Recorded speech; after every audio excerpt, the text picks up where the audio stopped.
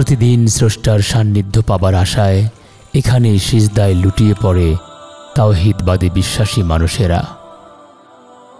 সিজদার এই জায়গা নির্ধারণের জন্য ৯ বছর পূর্বে ব্রাহ্মণবাড়িয়া জেলার মিরাশালী পশ্চিম গ্রামের বাসিন্দাদের ঐক্যবদ্ধ প্রচেষ্টায় গড়ে ওঠে মুন্সি আব্দুর রাজ্জাক মসজিদ। ১৩% জায়গার উপর গড়ে ওঠা এই টিনের মসজিদটি বর্তমানে জৌলুসহীন। গ্রামে বসবাসরত প্রায় ৭০০ পরিবারের অধিকাংশই নিম্ন মধ্যবিত্ত। রয়েছে অর্থের অভাব, ফলে ইচ্ছে থাকার পরেও সম্ভব হয়নি টিনের পরিবর্তে ইটের গাঁথনি দেয়ার।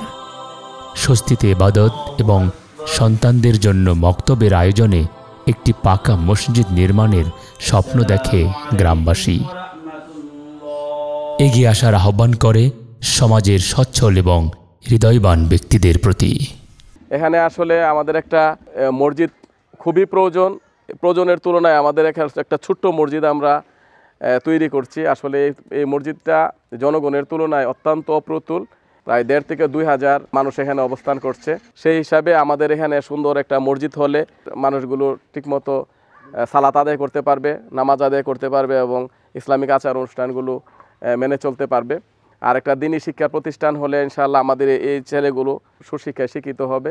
এখানে বেশিরভাগ মানুষ গরিব বসবাস করে। সেই হিসাবে এখানে আসলে আমাদের ব্যক্তিগত অর্থায়নে এখানে কোনো মসজিদ তৈরি করা সম্ভব হচ্ছে না।